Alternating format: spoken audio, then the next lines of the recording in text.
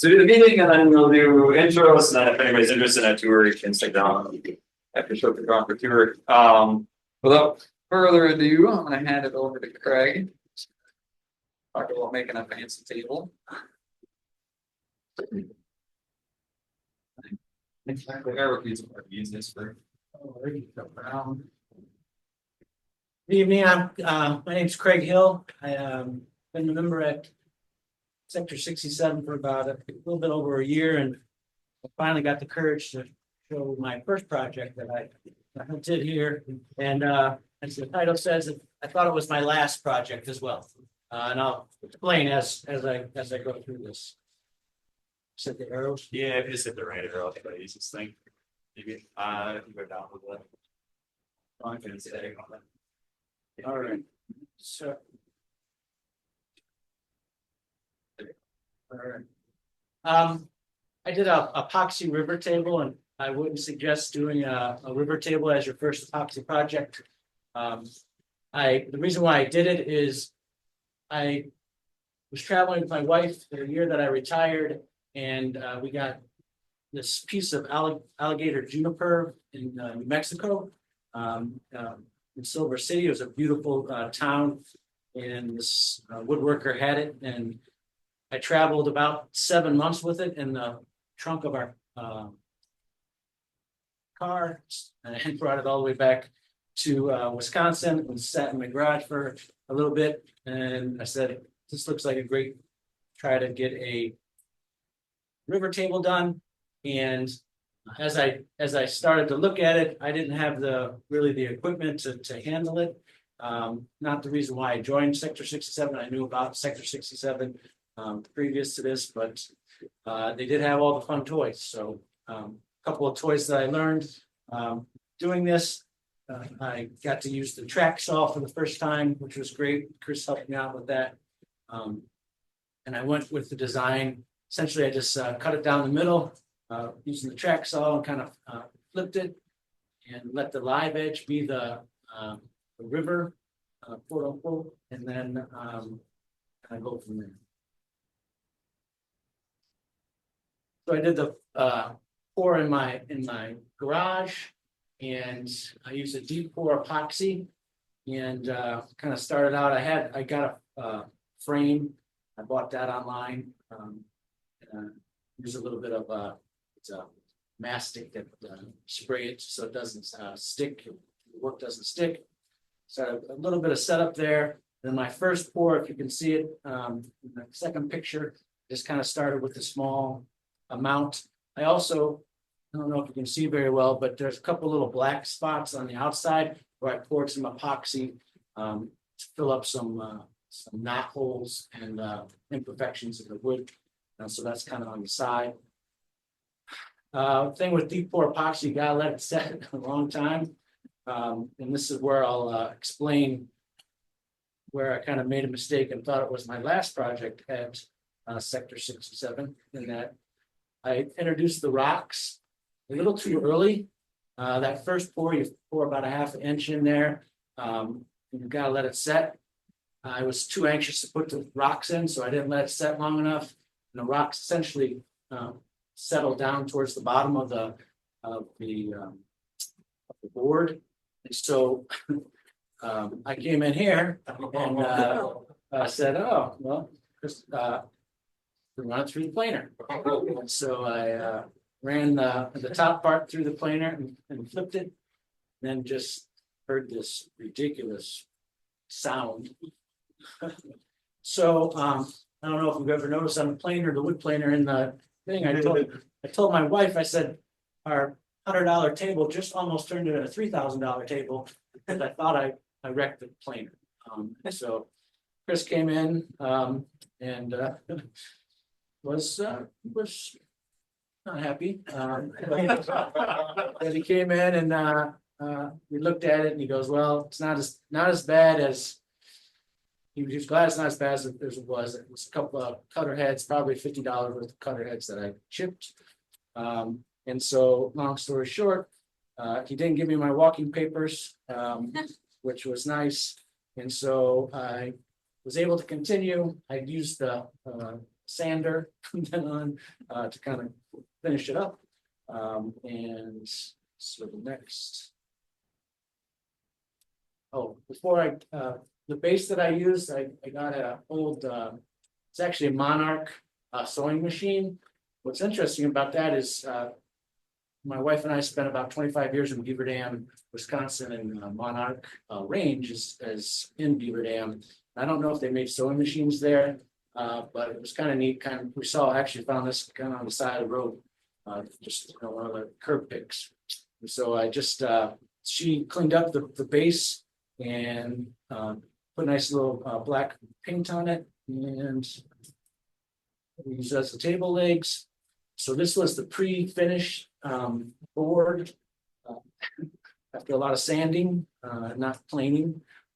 And then to the left is a little bit I put it's called Howard's orange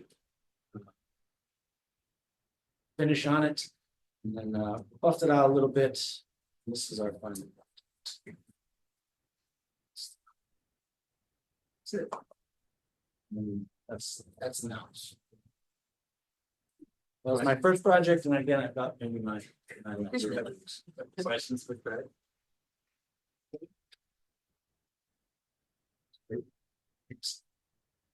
What'd you have to sand that boxy up to? Like, take I went to I think 400.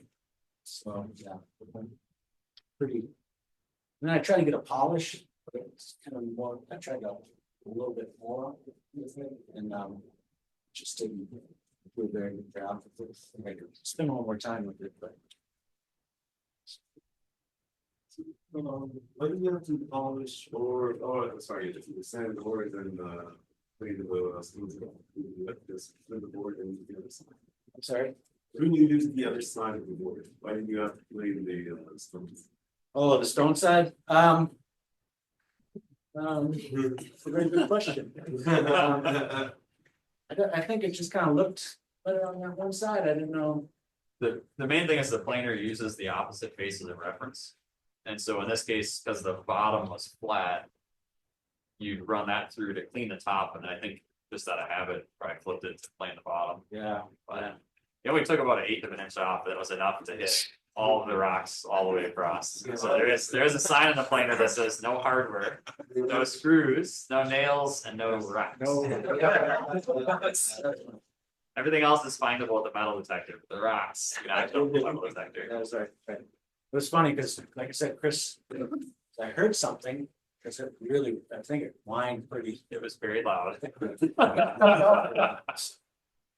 Not run rocks with it. Now, at that point, we had the brand new planer for about a month. And it's got 200 some spiral inserts in it, so they do not cut rocks. So this the old blade we were The talking. old blade, they would have just, yeah. How did the rocks turn out? I mean, like a terrazzo effect? Oh, they got eaten. On the bottom? Yeah. Yeah. Or did it chip off the rock or did it actually shear? It's kind of sheared them. Yeah, almost polished. We're playing rocks once. Any other questions, anybody? And you get like carbide inserts for the blades or something? They are carbide, yeah. You get diamond inserts? Okay. Cooling, this, but the carbon has a nice. Yes. Alex can bring in a binder for us, we can try it out. All right, thank you, Craig. Appreciate it. I'll have you all know I did not put Craig up to sharing this, so that was entirely on his own accord.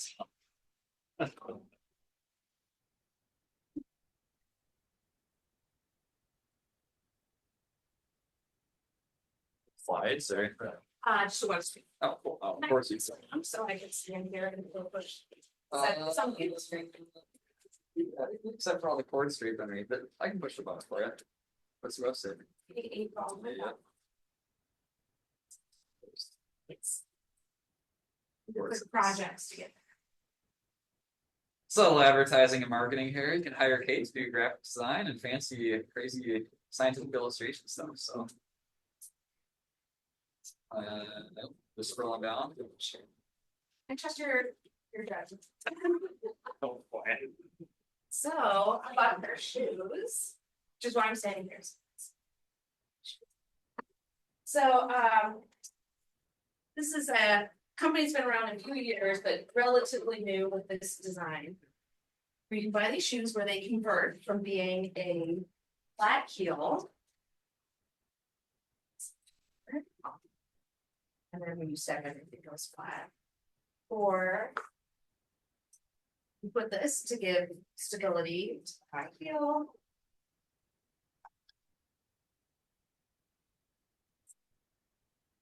Okay, so this is like a commercial product they're selling, where you can swap out, they sell like different kind of standard heels. But so I bought one of these and I thought, well, now I have a shoe with like a port where you could put whatever you want into the rest of this shoe. So why not 3D print some different heels to make this more exciting? Because although the company sells like a number of heels for your shoe, none of them are that exciting. So I went on to Thingiverse and found this little monkey skull. Actually, it came to be a baby rattle, which I actually should have printed as a baby. Here. And I took a whole bunch of measurements of the actual heels from the manufacturer, and probably not the best to use Blender for this, but I did. And put the two shapes together to turn the baby skull into a heel for the shoes. And then Chris is very excited about his bamboo printers that can take currently up to 4 different colors of filaments. So I designed it so that the bottom would be a softer plastic, the TPU for AMS plastic. So it'd have a little, grip on the ground. And then the upper part would be out of regular PLA. And yes. And it works.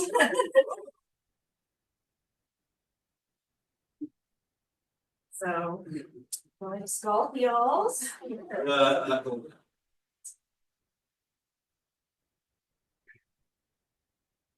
have to put something metal in the middle or something, or is it just pure? It's just, I thought I'd have to print it in like, completely solid. But the first time we printed it just as a test, because I honestly didn't expect my tabs to work the first time either. But printed it just as a test with the default infill. It's fine. Yeah, and the tabs too. I don't, yeah. And you can't, they feel just like the regular heels, so they're as comfortable as high heels ever are, but yeah, not too bad. So then my second idea was to do a human heart, so that with every step I could be like squashing hearts. So it was back to Thingiverse, and I found a multicolored heart model. So again, we could take advantage of the fact that this 3D printer takes 4 different colors. So then I made these. So I think they work pretty well, but you guys can see what you think. I don't think they look as good on the shoe as the skulls. They do work.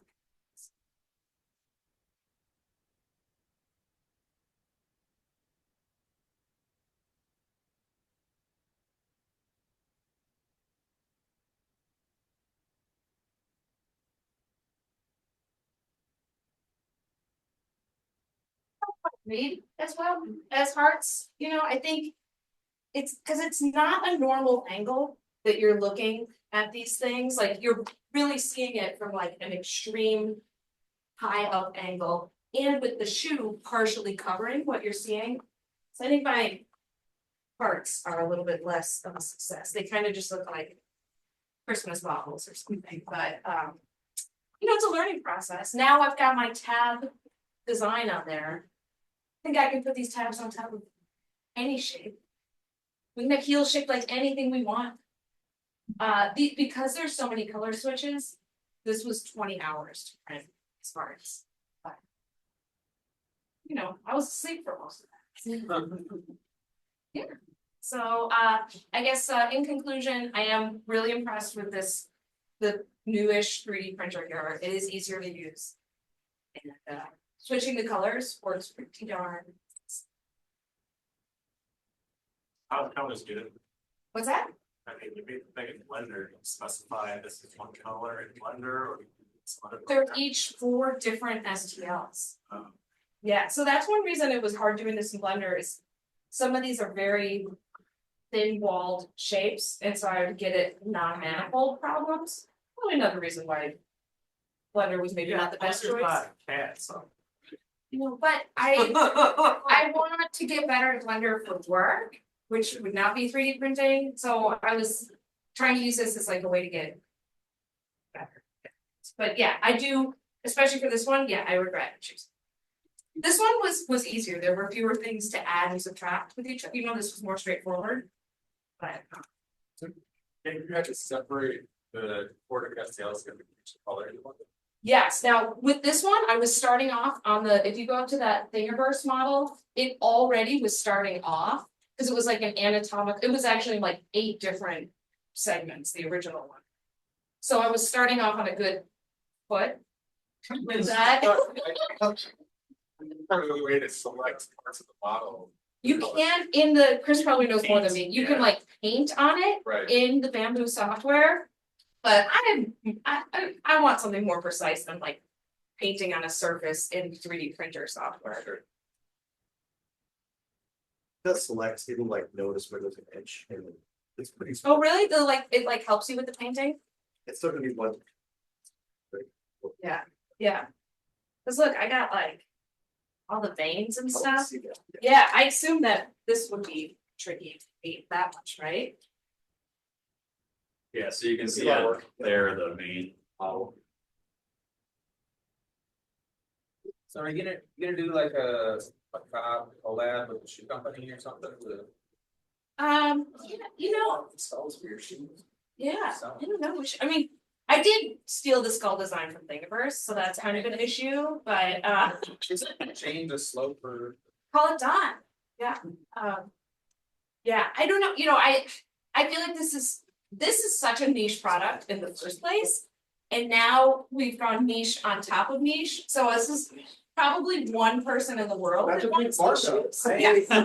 shoes. I feel like it's like, you can find the niche person that wants skulls on their heels Yeah. and then they would buy the shoes because of that. Yeah. Where they would not have bought those shoes. Another complication is, I think it's possible, so you could go on their website and buy just these. But you have to specify what shoe size you have, so this is, let's just for like size 9 through 11. So I think even if you were like just making the skulls to sell, I think you would have to sell them in 3 sizes, they have like it's not for every shoe size, but these like. Yeah, I don't know, I've only bought this one pair of shoes in my shoe size, but so that's another complicating, there are sizes even for the heels. Well, I'm sitting on a baboon skull that you can, so if you need that. Oh. You know, I wanted to make it more monkey-like at first, because I was going for monkey skull, not baby skull. But you know, monkey skulls have more of a muzzle Yeah, on them. And it was kind of seeming like it was, like I didn't want it to stick out too far behind the shoe, because often like when you're sitting on like a bench or something, like your feet are like, or like even in a car, like you don't want like a huge tail off the back of your shoes. So then I've been calling this a monkey skull, but the truth is I Googled eventually baby skull. Don't tell me. Is the TPU used for the bottom of the foot, is that, have you noticed that curvier than if you just? Yes, so I had the very first I still. one I did is that blue one that's going around, and I walked around the house with the blue one on one foot. And the white one with the TPU on the bottom on the other foot. And I could really tell the difference, like that, the one with no grippy plastic on the bottom. It would kind of feel a little more like your heel was just gonna slide out from under you. Cause everybody else around here was complaining, so the TPU that works with that bamboo automated system.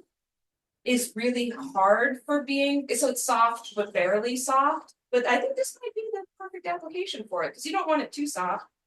I've only worn this around, I mean, it's winter, I've only worn this around like the house and the shop so far, so I don't know how well it will hold up in real life. Maybe it'll still be too soft, I don't know. We'll see, but at least feels good walking around the place. Sorry. I had the same question. Oh, okay. How to make the shoe part? Starting what? How do you make the shoe part? Oh, God, I mean, I guess, you know, looking at this, like, I don't know if you want to touch my shoes, but it will give you a lot of, this is obviously a lot harder to put together, like. Not only the bottom part, but, the whole structure itself. In this piece, that shank they have there, I think that's what this company would say is their innovation, because the biggest problem with going from a flat to a high heel. A flat shoe needs to be flexy like this, and a high heel needs to be like perfectly stiff. And so this is, I believe, the first convertible high heel company to have the idea of adding this very hard shank to make that happen. And it's still relatively small and removable, so you know, the idea you could go out for the evening and put these in your purse. And then, you know, remove those and put these for once your feet start hurting. Is there a reason that the tan skull is probably a quarter of a pound heavier than the blue one? Actually, that, because I thought they both had the default infill, so that is a very good question, I don't have an answer to. I don't know. Yeah. The blue one, we didn't change anything, we just hit print. So that would be the 20% infill strength probably. The beige one we might have turned strength on, so might have more balls. We didn't, I don't know. That we Yeah, that's, but clearly you're right that we did something else different that I don't know. I tried to take really good notes and I am not aware of it. Well, the only other one would be the interface, every interface layer, which would be the TPU to PLA, would have double layers, so So that maybe whole it's bottom just that. center is way stronger, yeah, that might be the whole That makes reason. sense, Cause on the blue skull, it doesn't promise an interface. It's Right. the same material. right? Yeah, if anyone else is looking to do this, you either have to, in the bamboo slicer software or Orca slicer, you have to paint the model to add different like color changes. Or you've gotta make separate models, so when you import it, you save out all your models. So that they're oriented relative to each other, so just like Kate was doing in Blender, they've all gotta be drawn. Where they're all in the same space, but then they'd all be separate meshes, so when you export them, you get all 4 files. It's my understanding it was important that there's no overlap, that they are truly, Yeah, they Separate. can't intersect. right. Which is the other part. What's that? If you're good at Brian. They have difference, you know, so it's just using all the booleans. But did the booleans always work the way they should?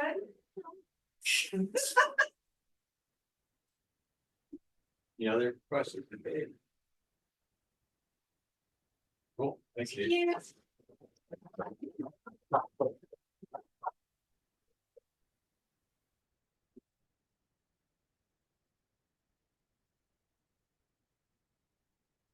Got to add for fun and profit after your presentation. Yeah.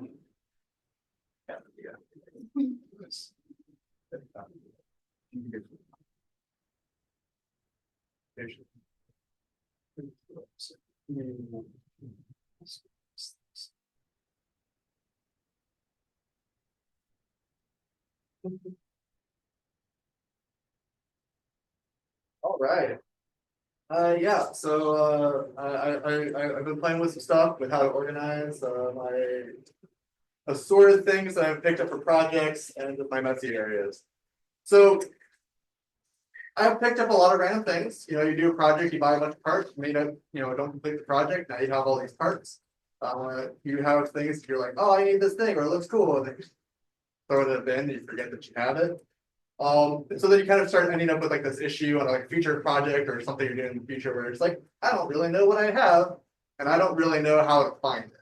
Even if it did exist, which of my many bins and which section of the house would this thing even be? And it doesn't have to often be for projects, it can be things around the house that you've forgotten that you have. So I was so this project literally started like last Wednesday or last Thursday or so. Like I've not been working on this for a very long time. But I started playing with the solution because I had this idea and I was like, hey, what if I try to inventory some of this stuff? So if I go around, like if I basically start pulling up these bins, snap a photo of like the things, and then I like write a quick description and write like a name for it. Now I have something that's potentially searchable, right? Well, now I may have the problem of, well, when I go search for this, will I remember what I called it? Will I remember like the right words? If I'm just arbitrarily searching for a thing that's like, I kind of think I have a thing that kind of does this thing. I mean, lexical search, if like keywords, whatever, might not do the best job of finding it. Obviously there's only so many things, you could just kind of scroll through and maybe find it. But I don't know if you heard of these things called large language models. They exist, they're pretty cool. But one of the things that they tend to not do particularly well is they'll just make stuff up. So you're like, hey, tell me this thing, and it will very confidently make up some factor or whatever that may not ever have existed. So there's ways to augment that, and so you can like provide it documents, or maybe you play with like Perplexity or any of the ones that you like search, and it tries to find it off of search results. And so how does it do that? And so it leverages a thing called vector databases that allow you to embed information in these highly dimensional spaces. And basically, you're trying to take this information and try to come up with some way of encoding it so that way it retains some level of semantic information. So my example at the bottom, you have a cat. It's very semantically similar. It means roughly the same thing as a kitten. If there's an age difference, but they're still cats. A cat is, or a kitten is more similar to a cat than a dog. But if you're like looking for animals, cats and dogs are animals. And so with semantic searches, it can find those meanings. And so you just need a way of like doing this. So it's like I said, I've got this here. It's like, it's easy. It took me like a day, but I feel like for something that's like this kind of thing, it feels like it should take longer, and it's like a couple articles that you have to read. And there's some fairly handy libraries that let you do it. So just as like a show credit, this is the main things that I use. So Fast Embed is just a library that can use there's models that exist for doing like this conversion of text into these embeddings. An embedding literally is nothing more than just like an array of floats. The model I use, I don't know, it's ranked pretty high, and I can run out of my machine. Some of them take like 30 gigs to like run. This one took like 1. And then whenever you read about it, they're like, oh, here's all these crazy like database stuff you have to set up to try to get this running. And then this guy was like, hey, like, that SQLite thing that is like really simple and it's just a library that is embedded in your application. Yeah, I have an extension for those to do vector searches and inserts in SQLite. So you don't have to do anything more than SQLite. So new problem, I'm kind of lazy. So I described this process of taking a photo of each and every one of these items, writing a description, writing a name for it. So now, I would have this for this embedding engine to use for semantic searches. And that sounds like a lot of work, and I don't want to do it. So how can I do with that? Well, more AI. Who's going to happily describe images and give me text about it? OpenAI is pretty happy to take my money to do that. So with some of the newer models, they can process images for context and it can tell you what's in them, but then you can still give it a prompt of like, I want you to do something. Tell me about this image in this way. And so, yeah, literally it's just, my prompt is pretty much nothing more than here's here's an object. I would like you to give me a name and I'd like you to give me a description. It liked to spend its token budget on, because you can limit like how many tokens it's going to output. It likes to tell me about the background of my images. Like it's on a grid background, and there's a hand pointing in this orientation. That's not particularly useful information. So you can just be like, hey, please don't tell me about my hands. Warm tip. I don't know if you've ever seen this on like poor translations, but when it's translated poorly from hot tip. You can actually constrain the output to valid JSON. So if you ever play with like ChatGPT or anything, you're like, you give it a task, it starts giving you output, and it might give it to you in a different form every time you ask, which is really hard to parse in an automated system where I'm not interacting. But you can actually say, here's a valid JSON schema, these are the fields you must specify. And then as long as you include that as part of your system prompt, it will be restricted so the token generation can only be in valid JSON with the fields you specify. So now I have well-defined JSON that I can parse in my application. Yeah, so like I said, I started this like Wednesday or Thursday, and it took like maybe a day to like build out the initial.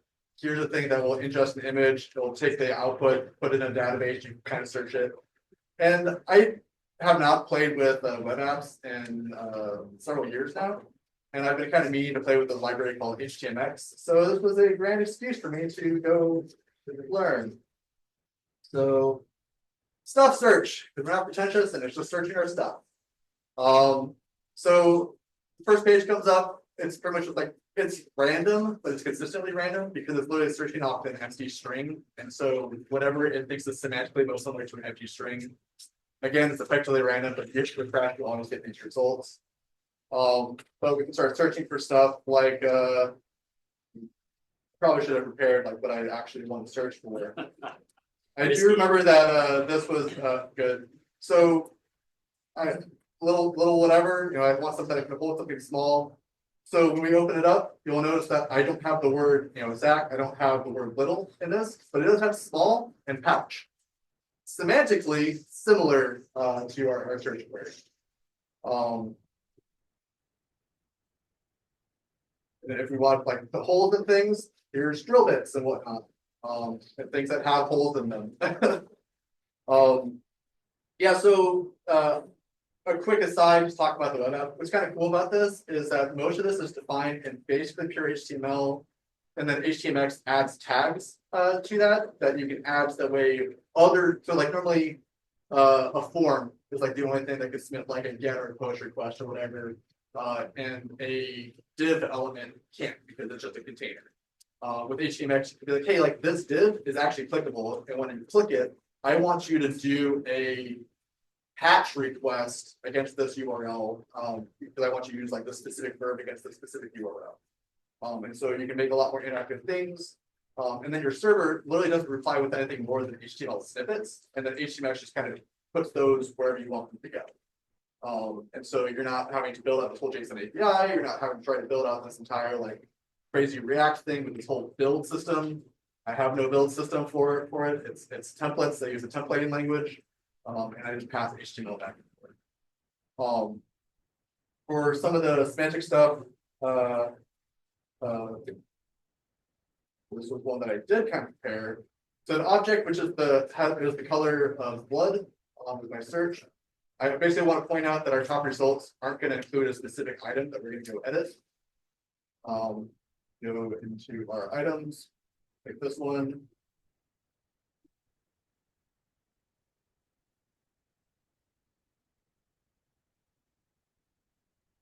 I'm going to say that this thing is red.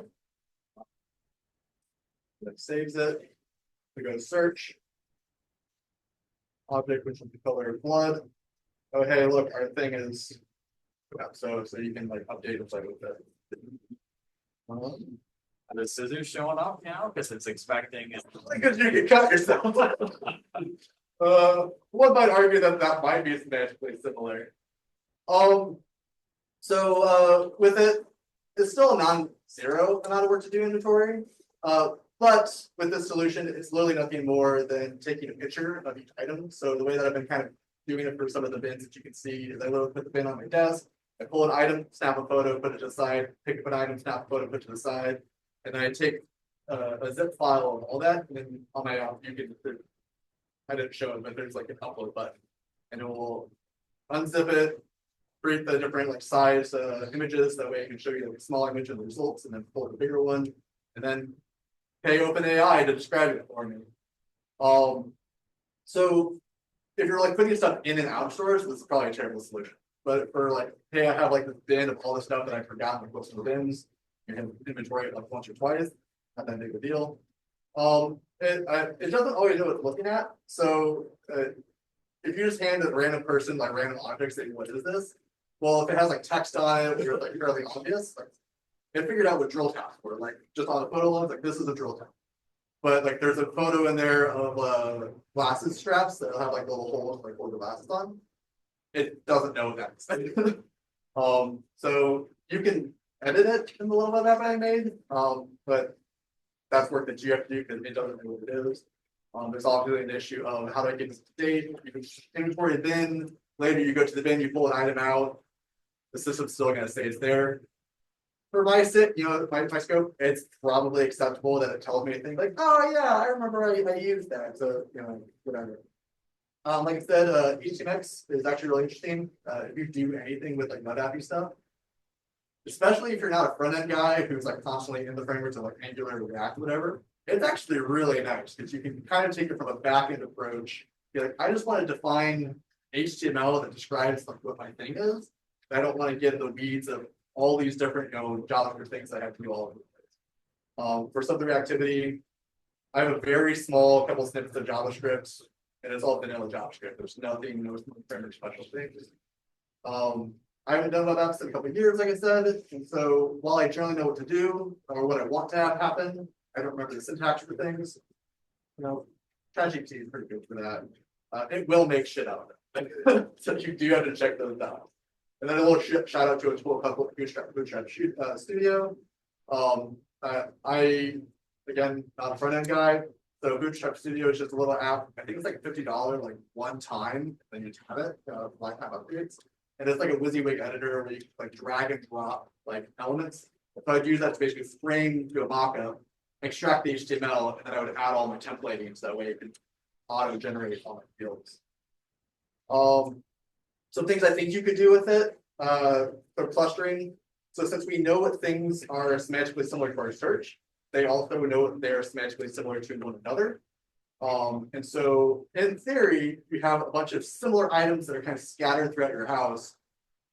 We could say, hey, you have all these random things all over the house. You can just put those in one bin, and then all the similar things will be with one another. I don't know. Maybe that'd be useful. With vector search, it's not always the best overall at producing results in an order that makes sense.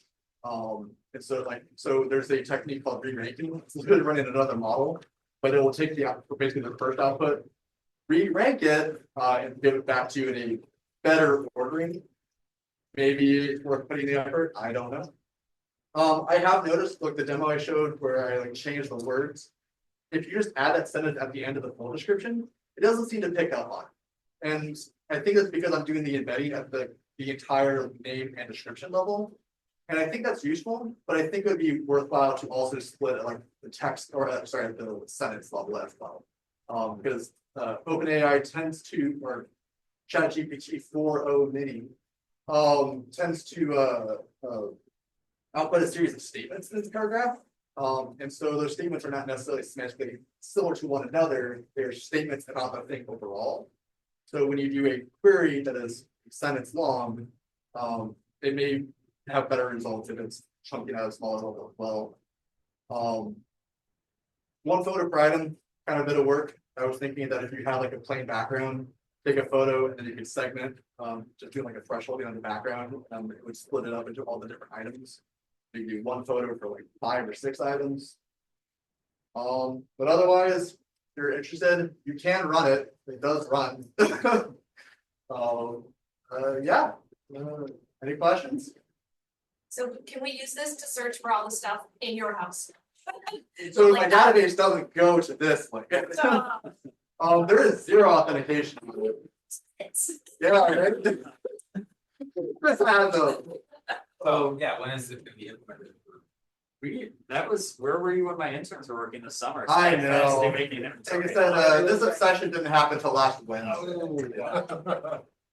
So Instead of a bin location, would it be like a XY coordinate on which floor in sector things located? There is have a robot around the scene.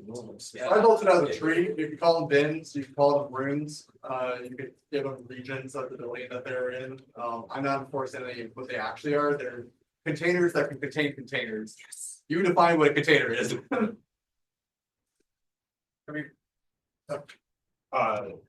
So I might have missed it, but when you updated the pack, the yellow pack to say this is red, does that essentially erase the previous description? Like, would that object now show up as this object? Like, if you search for the yellow object, would that object still show up, or have you? Yeah, changed so it? in the editing, I can. The way that you can edit the text in line, so it pops up a box and you can add to it, it'll save as well. But I literally control A, delete it, and I'll rewrote the description. Yeah, I'm just asking, like, if now it would not show up for a yellow object anymore. Oh, yeah, because it's not using the image for any of the vector search. You actually can do vector embeddings off of images. I did not touch that at all. It is using the name and the description are what it is. It is combining those two and doing embedding on the entire thing. So I think since you're so dependent on the LLM, so this, I think you should make phantom objects, just have it insert random non-existent objects, like, oh, you actually have one of these, even though you don't, could be. I think you could, like, as a potentially useful is to feed an LLM. Here's all the search results. Can you tell me, like, can you re-rank these better than based on what my prompt was? But then that opens up the door. It will totally be able to make things up. That's what I'm saying, is you should have some phantom objects in your house, it seems fitting. Yeah. Maybe it could tell you how to better organize your objects with these ones that have been. Well, so I mean, yeah, it potentially can on its own, but because we're doing the vectors, and since they are tracking semantic similarity between, themselves and your query, again, you can do semantic similarity between it and other items. I'm not implementing that right now. I'm saying good. And then you could be like, hey, like, make a bin, make new bin, grab these things from these 5 locations around your house, and then you have a bin of similar items. Like an Amazon warehouse. Yeah. It's released under an MIT license, like but optimized. So is there like a bin number or something? How do you find this stuff? Oh yeah. Yeah, look for this. So our search results are here, and these are clickable links.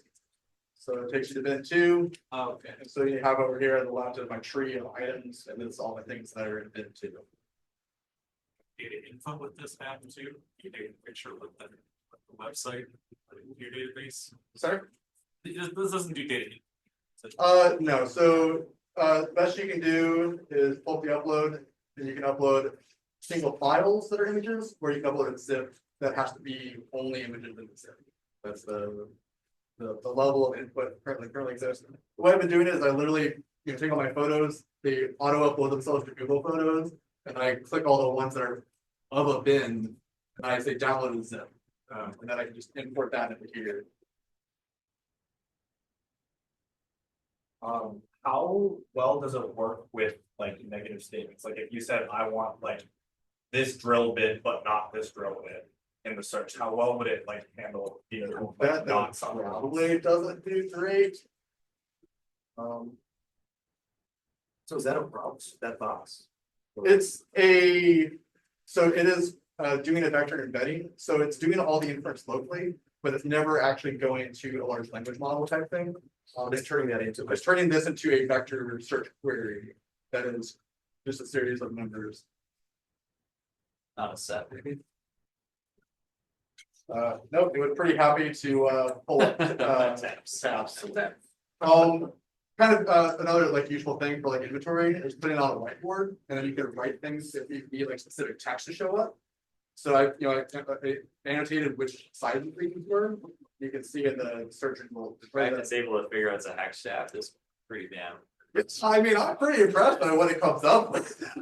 The things that it doesn't know, or like what at first glance I wouldn't know what this is. But for what's been weird is I haven't been seeing billing show up like over the course of several days. My math says that I should owe them about $1. Which I think is pretty good for the couple hundred because of testing and whatnot. I've thrown almost probably near 1,000 images at them, and it's about $1 worth of usage. Puerto Rico, where it's electricity. Yeah, probably a disgusting amount of electricity for me being lazy. I do like when you click delete, it's like, are you sure? Live, are you sure? Yeah, all this interactive stuff is HTMX, which I think is cool. But 2 questions, isn't HTMX awesome? Yeah, number two, the dimensions, is that? So probably this is a basic LLM question. But I'm no AI expert at all, so like, so I'm trying to think about what 1,024 dimensions, is that like?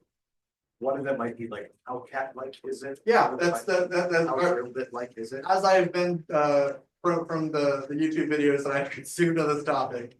I believe it generally is effectively that, like, they're learned parameters, so they're not necessarily actually exactly like how much of this it is. One of the cool computer file videos that they have for it is you can do like vector math on it. So you can be like, what's the difference from a man to a king, and then given a queen, or sorry, given a woman with the same difference in vector, it will then come up with queen because they are in a similar vector from one another. That's highly dimensional. Yeah, thank you. It's very cool. Any other questions, anybody? All right, thank you.